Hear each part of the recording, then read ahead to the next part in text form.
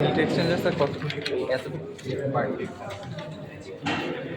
আমাদের কি হয় হিট এক্সচেঞ্জারটা নর্মালি কি আমরা অলরেডি এগুলো করে আসছি শুনে আসছি, তাই না? এমন হতে পারে লিকুইড থেকে সলিড, সলিড থেকে লিকুইড বা যে কোনো ধরনের ফ্লুইডের মধ্যে হিটটা এক্সচেঞ্জ করবে। নর্মালি কী হয়, হট থেকে কোল্ডে যায়, তাই না? এখন হচ্ছে হিট এক্সচেঞ্জারগুলো বিভিন্ন ইন্ডাস্ট্রিতে ব্যাপকভাবে ব্যবহার করা হয়। এই যে হট এবং কোল্ডে যে হিটটা ট্রান্সফার হয়, এটার টেকনিকটা হচ্ছে নর্মালি তিন রকম। একটা হচ্ছে ডিরেক্ট কন্ট্যাক্ট, একটা ইনডিরেক্ট কন্ট্যাক্ট, আর একটা হচ্ছে রিজেনারেটিভ টাইপ, তাই না? ডিরেক্ট কন্ট্যাক্টে কী হয়, তোমরা কুলিং টাওয়ার দেখছো, কুলিং টাওয়ারে নর্মালি কী হয় যে উপর থেকে ওয়াটার বা যে কোনো ধরনের ফ্লুইড স্প্রেস করা হয়, নিচ থেকে ইয়ার যাচ্ছে, কোল্ড ইয়ারটা যাচ্ছে। নর্মালি ওয়াটারটা কী করছে, কোল্ড এয়ারের মধ্যে হিটার ট্রান্সফার করছে, তাই না? এখানে যে দুটো ফ্লুইড আছে, দুটো কিন্তু ডিরেক্ট কন্ট্যাক্ট হচ্ছে, মিক্সড হচ্ছে। এরকম অনেক ফ্লুইড আছে যে ফ্লুইডের মনে করো ডেন্সিটি আলাদা, ডিফারেন্ট ডেন্সিটি, দুটো ফ্লুইড মিক্সড হয়, এটা হচ্ছে ডিরেক্ট কন্ট্যাক্ট। আর ইনডিরেক্ট কন্ট্যাক্টে কী হয়, একটা আলাদা একটা ওয়াল থাকে, যে ওয়ালে নর্মালি কী করে হট ওয়াটার, যে হট বা কোল্ড যে লিকুইডটা থাকে, ফ্লুইডটা থাকবে, এই দুটো মিক্সড হবে, সে মাঝখানে একটা সেপারেশন ওয়াল থেকে সেই ওয়ালের মধ্যে হিটটা ট্রান্সফার করে, যেটা হচ্ছে এই টাইপের হিট এক্সচেঞ্জারগুলোতে।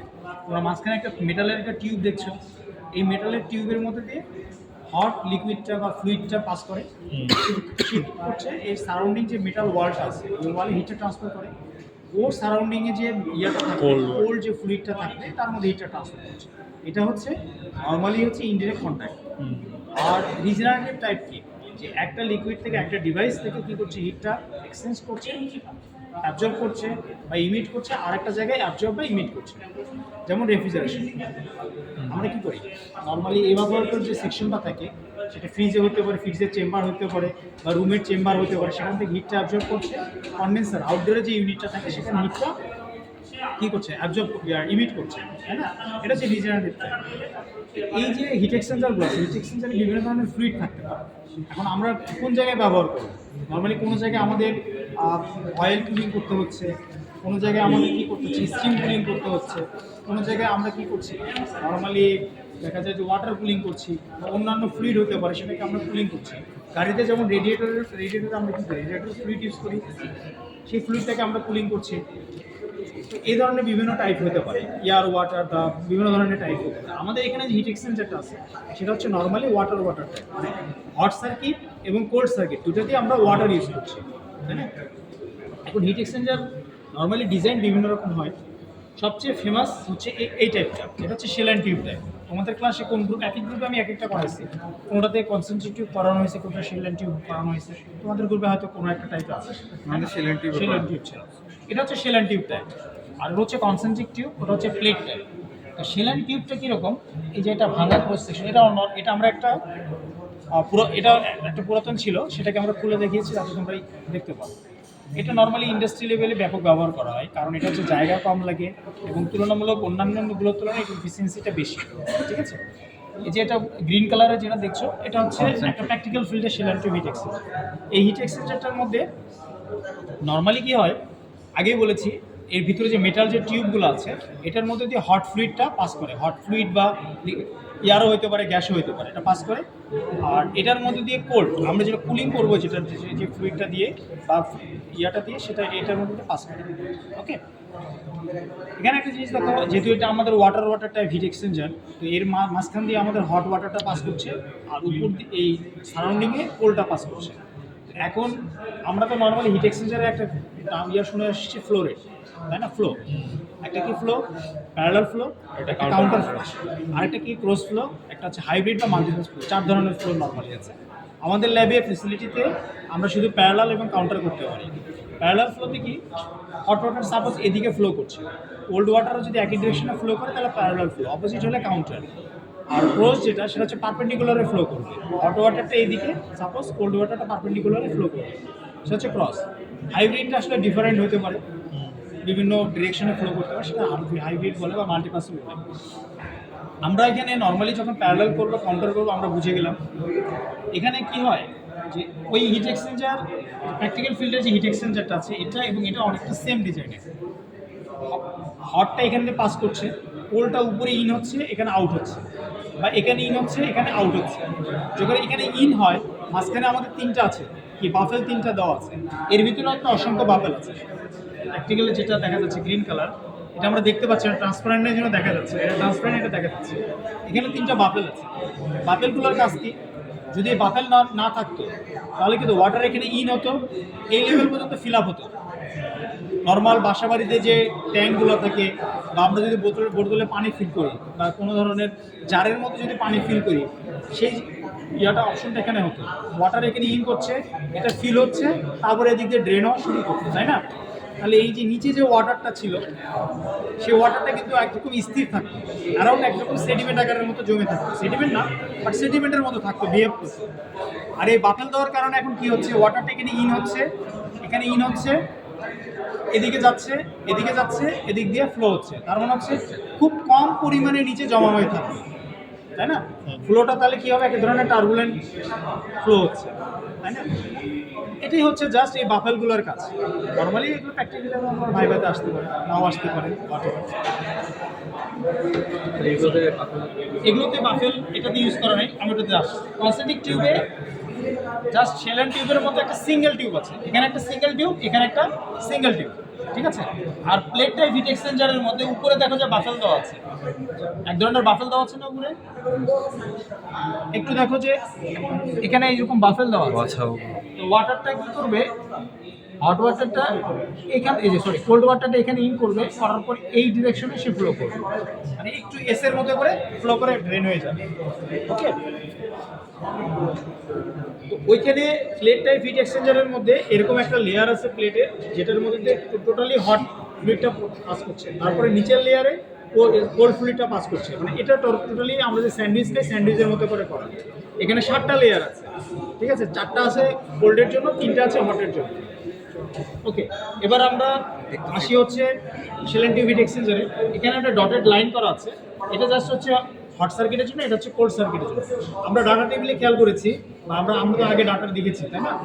আমাদের কি ছিল, hot water inlet temperature, hot water outlet temperature, cold water inlet temperature, cold water outlet temperature, তাই না? কোল্ড ওয়াটার সাপ্লাই হচ্ছে এখানে, সরি হট ওয়াটার সাপ্লাই হচ্ছে এখানে, এখানে একটা টেম্পারেচার পাওয়া যাচ্ছে, থার্মোকাপল থেকে আমরা টেম্পারেচার নিচ্ছি। হট ওয়াটার আউট হচ্ছে এখানে, এখানে একটা টেম্পারেচার পাচ্ছি, ঠিক আছে? তাহলে হট ওয়াটারটা কি হচ্ছে, নর্মালি বাইরের ক্ষেত্রে হট ফ্লুইডগুলো একটা ক্লোজ সাইকেলের মধ্যে থাকে। হ্যাঁ, সেটা যদি অয়েল হয় বা কোনো হাইড্রোলিক ফ্লুইড হয়, এগুলো তো আমাদের অনেক কস্টলি। বয়লারের ক্ষেত্রে যদি আমরা চিন্তা করি যে ওয়াটারটা ইউজ করি, সেটা কি থাকে, ট্রিটমেন্ট করা ওয়াটার, এটাও অনেক কস্টলি। সো এটা নর্মালি একটা ক্লোজ সাইকেল হয়, ঠিক আছে? এখানেও তাই, একটা হিটার ট্যাঙ্ক আছে, এই হিটার ট্যাঙ্কে আমরা কি করি, হিট আপ করি। এখানে আমাদের একটা কন্ট্রোলার আছে, এই কন্ট্রোলারে আমরা টেম্পারেচারটা সেট করতে পারি। এখন সেট করা আছে 60, আমি চাইলে এটাকে কমাইতেও পারি। কোনটা সেট করা আছে? সরি, এটা যে কোনটা সেট করি, এটা হচ্ছে হিটার ট্যাঙ্কে যে ওয়াটারটা থাকবে সেটাকে আমি সেট করব, ঠিক আছে? এখন 50 সেট করতে পারি। তাহলে 50-তে যখন এটা হিট হয়ে যাবে, হিটারটাকে অটোমেটিক অফ করে দেবে। দেন আমি কি করব, এই ওয়াটারটাকে এখানে ইন করাবো। এখানে কি করবে, হিটটা ইমিট করবে, কোল্ড ওয়াটার ইমিট করবে, পরে আবার হিটার ট্যাঙ্কে যাবে। এভাবে এটা ক্লোজ সাইকেল, এটা সার্কুলেট হতে থাকছে। এই সার্কুলেশন করার জন্য আমরা কি করছি, একটা পাম্প ইউজ করছি, পিছনে একটা সেন্ট্রিফিউগাল পাম্প আছে, সেই পাম্পটা দিয়ে ওয়াটারটাকে সার্কুলেট হচ্ছে। এটা টোটালি একটা ক্লোজ সিস্টেম। আর কোল্ড ওয়াটারের ক্ষেত্রে, কোল্ড সার্কিটের ক্ষেত্রে কোল্ড ওয়াটার ইন হচ্ছে রুফ টপের সাথে যে পানিটা আছে, আমরা ওয়াশরুমে যেটা ইউজ করি সেই পানিটাই এখানে ইন হচ্ছে, এখান থেকে হিটটা অ্যাবজর্ব করছে, সে আবার আউট হয়ে সে ড্রেন হয়ে যাচ্ছে। ওকে, তাহলে কোল্ড ওয়াটার সাপ্লাই হচ্ছে এটা, সাপ্লাইয়ের ক্ষেত্রে আমরা একটা টেম্পারেচার পাচ্ছি, ড্রেনের ক্ষেত্রে একটা টেম্পারেচার পাচ্ছি, ঠিক আছে? ড্রেন হয়ে যাচ্ছে কোল্ড ওয়াটারটাকে, আর আমরা পুরো সার্কুলেট করছি না, ঠিক আছে? কারণ আমাদের দেশে কি নর্মালি পানি অ্যাভেলেবেল। তোমরা পাওয়ার প্ল্যান্টের কথা যদি চিন্তা করো, পাওয়ার প্ল্যান্টগুলো নর্মালি রিভার বা পন্ডের কাছে হয়, কারণ ওখান থেকে ইজিলি পানিগুলো ইউজ করা যায়, ঠিক আছে? সিমিলার টেকনিক আমরা এখানে ছোট, যদি আমাদের ছোট মডিউল, সিমিলার টেকনিক আমরা এখানে ফলো করছি। তাহলে আমরা ডাটার এখান থেকে অ্যাপারেটস থেকে কী ডাটা পাবো, হট ওয়াটার ইনলেট টেম্পারেচার পাচ্ছি, আউটলেট টেম্পারেচার পাচ্ছি। কোল্ড ওয়াটারের ক্ষেত্রে ইনলেট টেম্পারেচার পাচ্ছি, আউটলেট টেম্পারেচার পাচ্ছি। আর দুটা কি পাবো, ফ্লো রেট পাবো। এটা হচ্ছে কোল্ড ওয়াটার ফ্লো রেটের জন্য একটা আছে, ফ্লো মিটার আছে।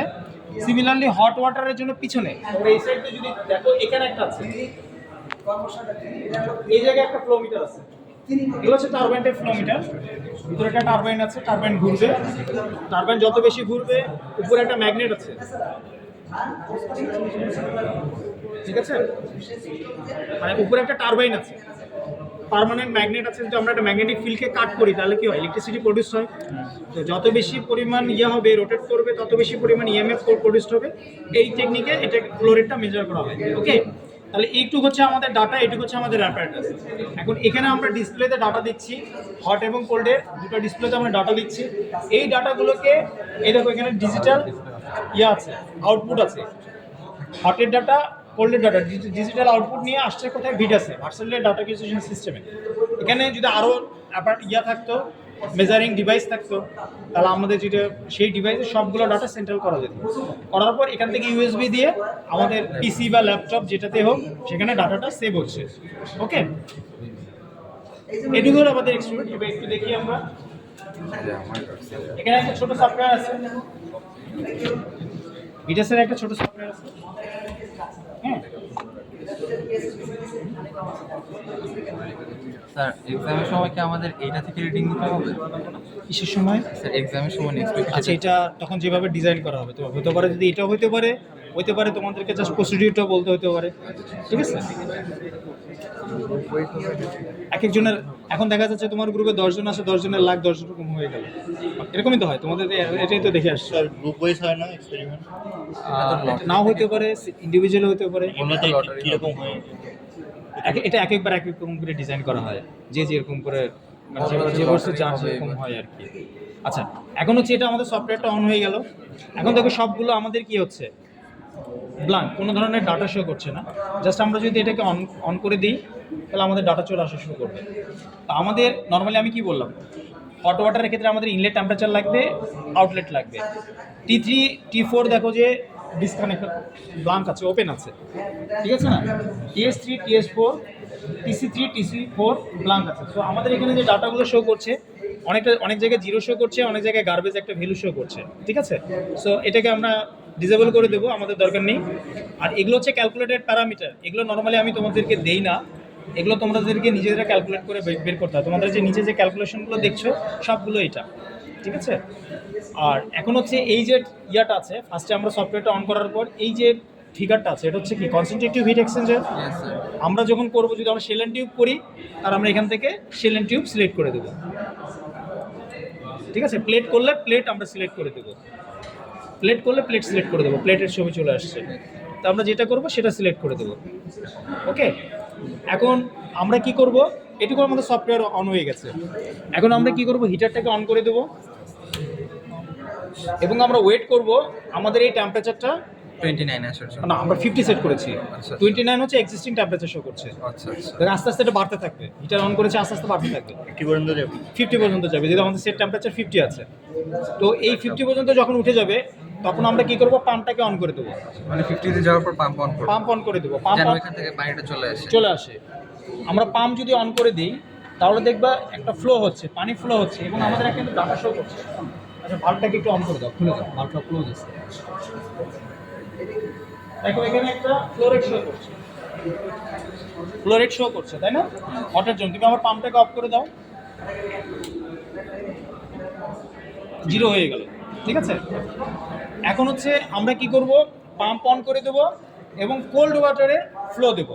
ওখানে একটা ভাল্ব আছে, অন করে দেবো, কোল্ড ওয়াটারে ফ্লো দেবো এবং এই ভাল্ব দিয়ে আমরা কোল্ড ওয়াটার এবং হট ওয়াটারের ফ্লোটা অ্যাডজাস্ট করবো। আমাদের ডিজায়ার যে ভ্যালু থাকবে, এমন হতে পারে যে আমরা যে ফ্লো রেটে চাচ্ছি, সেই ফ্লো রেটে সেট করার জন্য, আমরা এটাকে অ্যাডজাস্ট করার জন্য এই ভাল্বগুলো, গেট ভাল্বগুলো আমরা ইউজ করবো।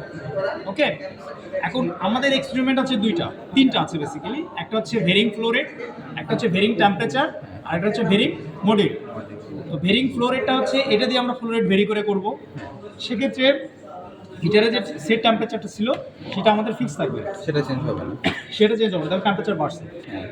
ওকে, আর যদি আমরা ভেরিং টেম্পারেচার করি তাহলে এই দুই ফ্লো রেট আমরা সব ডাটার জন্য ফিক্সড রাখবো, এই টেম্পারেচারটা আমরা চেঞ্জ করবো। মানে হচ্ছে এটা চেঞ্জ করে, এটা চেঞ্জ করবো। 50 আমরা 50 সেট করেছি, এরপর আমরা 60 সেট করবো, এরপর আমরা 70 সেট করবো, এভাবে করে। অথবা আমরা 40 থেকে শুরু করতে পারি, ঠিক আছে। এইভাবে আমরা চেঞ্জ করব। আর যদি মানে ভেরিং মডিউল করি তাহলে আমরা এই মডিউলে একবার করব, এই মডিউলে একবার করব, ওই মডিউলে একবার করব। মানে মডিউলটা চেঞ্জ করে মডিউলটা চেঞ্জ করবো। এটা করার উদ্দেশ্য হচ্ছে আমরা কম্পেয়ার করা, ঠিক আছে, আমরা একটা অপটিমাম জিনিস বের করা।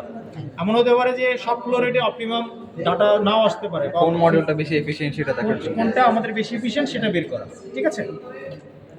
এখন এখানে পাম্প এবং হিটার আসার পরে আমরা পাম্প অন করে দিলাম, এই ফ্লো রেট অন করে দিলাম।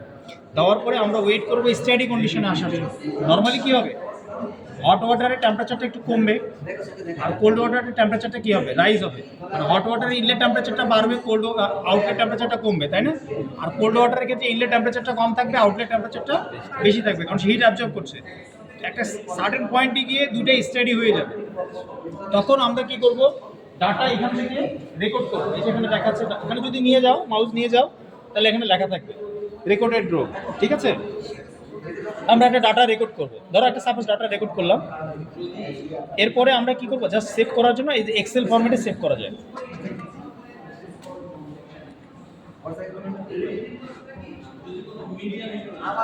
একটা এক্সেল ফরম্যাটে এখানে সেভ করা যায়। তোমরা অ্যাজ ইউজুয়াল এটা হচ্ছে নর্মাল অন্যান্য জিনিসের মতো যে জায়গায় যে ড্রাইভে সেভ করতে পারো, এমএস ওয়ার্ডের কাজ সবাই জানো, মানে এগুলো পিসির মধ্যে সবাই জানো।